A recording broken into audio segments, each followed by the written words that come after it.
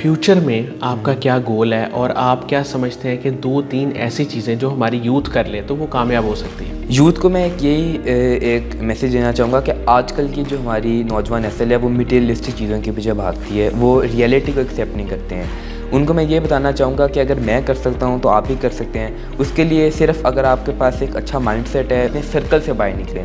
अपने जो आप जिस तरह सोचते हैं, आप अपनी सोच को 360 डिग्री जो है वो बदल दें। और आप अगर अपने मटीरियलिस्टिक चीज़ों के पीछे भागना छोड़ देंगे, रियलिटी को एक्सेप्ट कर लेंगे, प्रोसेस को अगर आप टच कर देंगे तो फिर दुनिया की कोई ताकत जो आपको वो रोक नहीं सकती।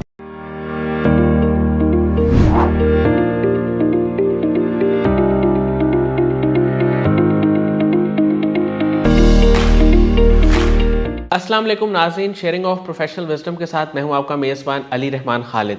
नाज़रीन, इनोवेशन और अपने आप को बदलना और वक्त के साथ साथ चेंज करना ये ज़िंदगी का एक सबसे अहम असूल है और जो लोग इस असूल पे अमल करते हैं वही कामयाब होते हैं। आज हमने एक मुख्तलिफ़ किस्म के मेहमान को हमारे प्रोग्राम में दावत दी है। मुख्तलिफ़ मैंने इसलिए कहा क्योंकि बहुत छोटी उम्र में ये बहुत बड़ा काम करें, ऐसा जज्बा और ऐसा कह लें कि एक लर्निंग एटीट्यूड बहुत कम लोगों में पाया जाता है।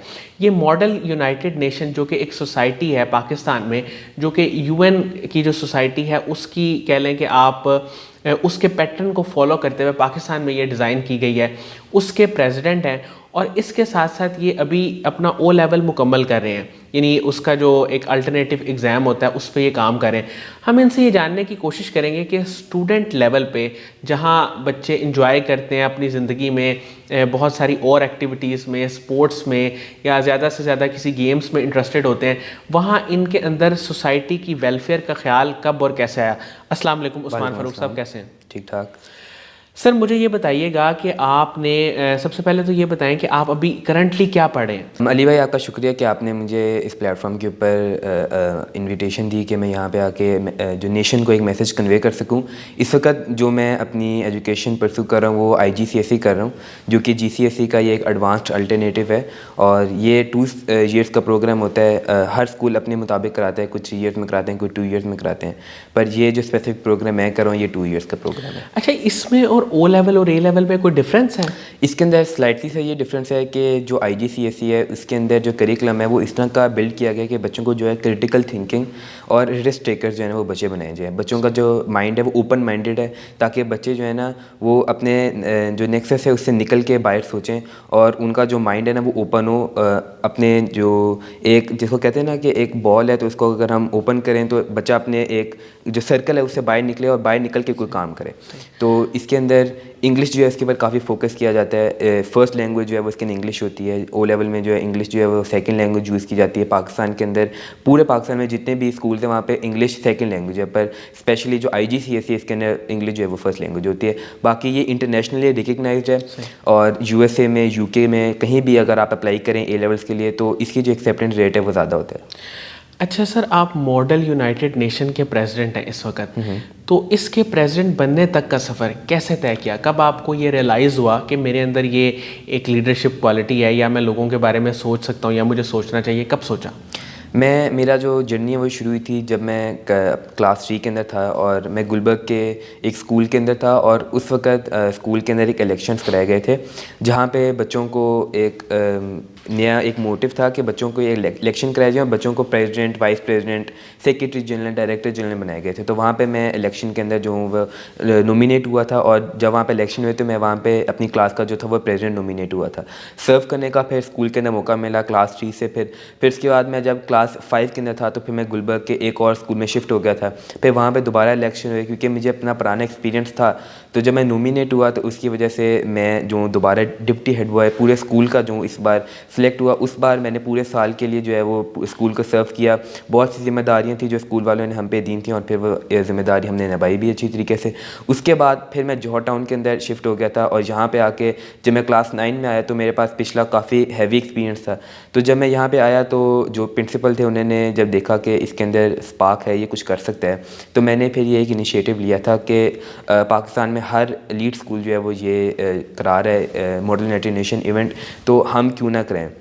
یہ انیشیٹو میں نے لیا اور میں نے پرنسپل کو جا کے یہ کہا کہ ہمیں ایونٹ کرانا چاہیے. انہوں نے کہا کہ ہاں ٹھیک ہے تم یہ کر سکتے ہو, تمہارے میں اتنا پوٹینشیل ہے. پھر انہوں نے انویسٹ بھی کیا ہمارے پہ اور ہم نے اب اس پہ کام بھی کرنا شروع کیا, اور انشاءاللہ اور کچھ 5-6 مہینے میں یہ ایونٹ جو ہے یہ جہاں پہ 250 سے 300 بچے جو ہیں اسکول کے اندر رہیں گے, 10 سے 20 لاہور کے لیڈ اسکول جو ہیں وہ یہاں پہ جمع ہوتے ہیں, شیئرنگ ہوتی ہے ایک دوسرے کے ساتھ اپنے نالج کی. اچھا, ماڈل یونائٹڈ نیشن, ایک تو مجھے تھوڑا سا ایکسپلین کریں کہ اس کا کانسیپٹ کیا ہے, اس کا کانسیپٹ پاکستان میں کیسے آیا فرسٹلی, اور دوسرا مجھے یہ بتائیں کہ یہ ابھی کرنٹ کیا ایکٹیویٹیز پرفارم کر رہا ہے. ماڈل یونائٹڈ نیشن جو ہے یہ ہارورڈ انٹرنیشنل جو یونیورسٹی ہے اس نے 1923 کے اندر یہ انیشیٹو لیا تھا, اور اس کے بعد پاکستان میں یہ پہلا ایونٹ ایچیسن کالج لاہور نے 13 ایئرس اگو کرایا تھا. اس کے بعد ایچیسن کالج کو فالو کرتے ہوئے بہت سے اسکولز نے پھر یہ ایونٹ کرانا شروع کیا تھا, جس کے اندر اب ہمارا اسکول جو ہے وہ بھی اس کو پرسو کر رہا ہے. ہمارا اسکول کا جو نیٹ ورک ہے, ہماری جو سینئر برانچ ہے, one of the biggest event south Asia کے اندر کراتے ہیں, جہاں پہ اراؤنڈ 1000 to 1500 ڈیلیگیٹ جو ہے ان کی اٹینڈنس ہوتی ہے. 4 دن کا ایونٹ ہوتا ہے, اور ہم بھی اب اپنی سینئر برانچ کو فالو کر رہے ہیں. ماڈل یونائٹڈ نیشن کا جو مین موٹیو ہے وہ یہ ہے کہ بچوں کو diplomacy, international relations, current affair, foreign affairs کے بارے میں بتایا جائے. بچے جو ہیں وہ جو دنیا کی گلوبل اکانومی ہے اس کو سمجھیں.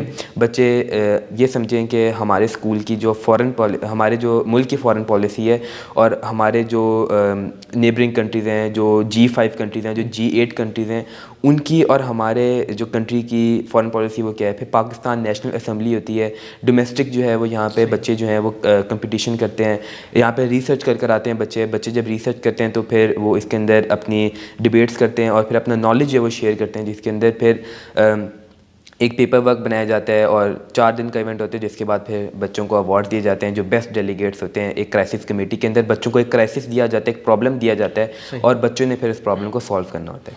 اچھا عثمان, ماشاء اللہ آپ کافی زیادہ آپ کی کریٹیکل تھنکنگ ڈیولپڈ ہے. میں ایک سوال یہاں آپ سے یہ پوچھنا چاہوں گا کہ اس وقت جو اکنامک میلٹ ڈاؤن چل رہا ہے, یعنی معاشی حالات پاکستان کے بہت خراب ہیں, کیا اس کا کوئی سلوشن آپ اس سوسائٹی کے تھرو انڈورس کرتے ہیں, یا اس کا کوئی حل بتاتے ہیں اسٹوڈنٹس کو, کیا حل ہو سکتا ہے؟ ابھی جیسے میں آپ کو بتا رہا ہوں, ماڈل یونائٹڈ نیشن ایونٹ ہے, 3-4 دن کا ایونٹ ہوتا ہے. تقریباً 350 سے 400 بچے جن کی اٹینڈنس ہوتی ہے, کئی اسکول میں 1500 بچوں کی اٹینڈنس ہوتی ہے. تو یہاں پہ فنڈ ریزنگ جو ہے نا اس کا ایک پرابلم ہوتا ہے اسپانسرشپ کا, کیونکہ اس ایونٹ کو کرنے کے لیے آپ کو ملینس کے اندر جو ہے وہ پیسے چاہیے ہوتے ہیں, اور پھر یہاں پہ سوشلز ہوتے ہیں, ڈنر ہوتا ہے, یہاں پہ لاجنگ ہوتی ہے, تو ان کے بھی جو پیسے ہیں وہ اسکول پے کرتا ہے. تو اس کے لیے اسپانسرشپ جو ہے وہ ڈھونڈنے پڑتے ہیں.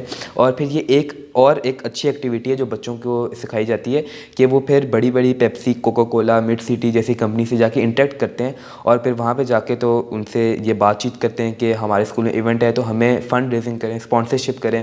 پھر وہ آتے ہیں, وہ اسپانسرشپ کرتے ہیں, پھر وہاں پہ وہ اپنے اسٹال لگاتے ہیں, فلائرز دیتے ہیں, لوگوز وغیرہ جو ہے وہ لگتے ہیں, تاکہ ایک انٹریکشن ہو. اور کیونکہ وہاں پہ انٹرنیشنل ڈیلیگیٹ بھی آتے ہیں, آؤٹ اسٹیشن ڈیلیگیٹس بھی آتے ہیں, تو وہ جتنے بھی بچے آتے ہیں وہ پھر انٹریکٹ کرتے ہیں. جب دیکھتے ہیں کہ یار یہ کمپنی ہے, یہ پیپسی ہے, کوکا کولا ہے, مڈ سٹی ہاؤسنگ سوسائٹی ہے, وہ جا کے اپنی فیملی میں بات کرتے ہیں, کمپنیز کا فلو بنتا ہے. علی بھائی, جو آپ کا کویشچن تھا کہ ہمارے جو اس وقت پاکستان کی اکانومی کے اندر میلٹ ڈاؤن آ رہا ہے, ہم بچے وہ تیار کر رہے ہیں جو CEOs بنیں گے, مینیجرز بنیں گے. کل کو جا کے وہ پاکستان کو ریپرزینٹ کریں گے, افغانستان, انڈیا کے ساتھ وہ ٹاکس کریں گے, وہاں پہ جا کے کانفرنسز کریں گے, تاکہ ہمارے ملک کی جو اکانومی ہے اس کے اندر بہتری ہے. اچھا, مجھے یہ بتائیے گا کہ اس سارے پروسیس میں آپ کو مشکلات کہاں پہ فیس کرنی پڑتی ہے, چیلنجز کیا تھے؟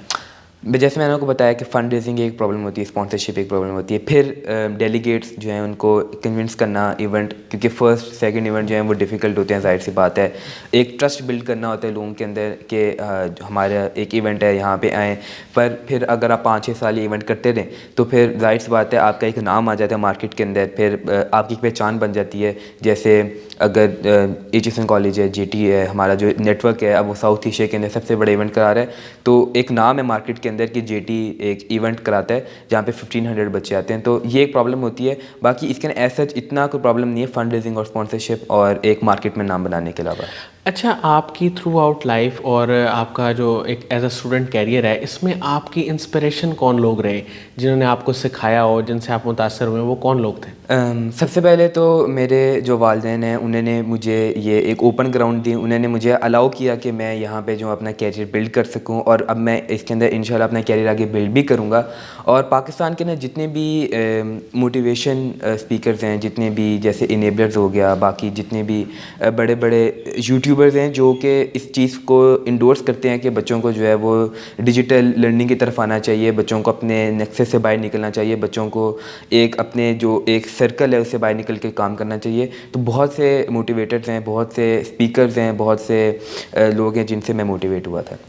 اچھا سر, یہ بتائیے گا کہ آپ آن لائن ارننگ بھی کر رہے ہیں, یہ سفر کب شروع کیا اور ابھی وہ آپ کا سفر کیسا جا رہا ہے؟ میں نے اپنا یہ آن لائن کا جو سفر ہے یہ ابھی ریسنٹلی IGCSE جو میں پرسو کر رہا ہوں اس کے لیے شروع کیا تھا, اور اب تک میری امیزون کے اندر رجسٹرڈ کمپنی ہے, میری ڈراپ شپنگ کی ایک رجسٹرڈ کمپنی ہے امریکہ کے اندر, میری لمیٹڈ لائبلٹی کارپوریشن ہے, اور I am running a successful business. اور ظاہر سی بات ہے کہ آج کل کے زمانے میں جہاں پہ ڈالر کی پرائسز رائز اپ کر رہی ہیں, اگر وہاں پہ اگر آپ ڈالر کے اندر نہیں کماتے تو پھر وہ آج کل کے زمانے کے ساتھ سوٹ نہیں کرتا. اچھا مجھے یہ بتائیے گا کہ فیوچر میں آپ کا کیا گول ہے, اور آپ کیا سمجھتے ہیں کہ 2-3 ایسی چیزیں جو ہماری یوتھ کر لے تو وہ کامیاب ہو سکتی ہے؟ یوتھ کو میں ایک میسیج دینا چاہوں گا کہ آج کل کی جو ہماری نوجوان نسل ہے وہ مٹیریلسٹک چیزوں کے پیچھے بھاگتی ہے, وہ ریئلٹی کو ایکسیپٹ نہیں کرتے ہیں.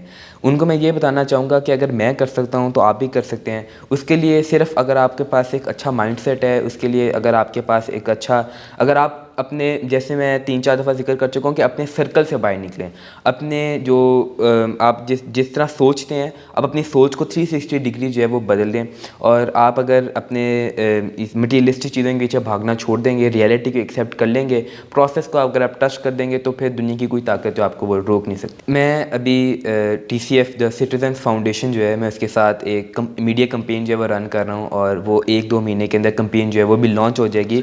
اور میرا جو مین موٹیو یہ ہے کہ ابھی تو میں TCF کے ساتھ مل کے کام کر رہا ہوں, تو آگے جا کے میں اپنی ایک NGO نان گورنمنٹل آرگنائزیشن جو ہے وہ بنانا چاہتا ہوں جو چلڈرن امپاورمنٹ, جو انڈر پریولیج چلڈرن ہیں ان کی امپاورمنٹ کے اندر جو ہے وہ ہیلپ کرے. اچھا, قاسم علی شاہ صاحب کی فاؤنڈیشن کے کام کو آپ کیسے دیکھتے ہیں؟ قاسم علی شاہ صاحب کے جتنے بھی اس وقت کام چل رہے ہیں, انہوں نے ینگسٹرز کے لیے جتنے بھی انوویٹو کام کیے ہیں ان کے ساتھ میں بہت انسپائر ہوں. ان کے جتنے بھی کام ہیں towards the community of Pakistan ان کو میں سراہتا ہوں, اور وہ بیسٹ آف دا بیسٹ جو وہ کام ہے وہ اپنی جو وہ جو کر رہے ہیں اپنی سروسز وہ بیسٹ آف دا بیسٹ ہیں. بہت بہت شکریہ عثمان فاروق صاحب, آپ نے ہمارے لیے ٹائم نکالا. ناظرین مجھے امید ہے کہ آپ نے ان کے انٹرویو سے بہت کچھ سیکھا ہوگا, خاص طور پہ جو انہوں نے بتایا کہ جب تک آپ ایک out of the box thinking کی طرف نہیں جاتے اور چیزوں کو ڈفرینٹ اینگل سے نہیں سوچتے, یعنی کہ وہ کہتے ہیں نا نظر بدلتی ہے تو نظارہ بدل جاتا ہے, تو جب آپ ڈفرینٹ پرسپیکٹیو سے لوگوں کو نہیں دیکھتے, اور اس کے لیے سب سے امپورٹنٹ چیز جو ان میں مجھے نظر آئی وہ یہ تھا کہ ان کا ایکسپوجر بہت زیادہ ہے. اگر اتنا ایکسپوجر کسی کا بھی ہو تو وہ لرننگ کر سکتا ہے, سیکھنے کا ایک جذبہ اس کے اندر ڈیولپ ہو سکتا ہے, اور وہ بھی کامیاب ہو سکتا ہے. اس کے ساتھ ہی اجازت دیجیے, اپنا بہت ہی خیال رکھیے گا. انشاءاللہ دوبارہ حاضر ہوں گے ایک نئے انٹرویو کے ساتھ. اللہ حافظ.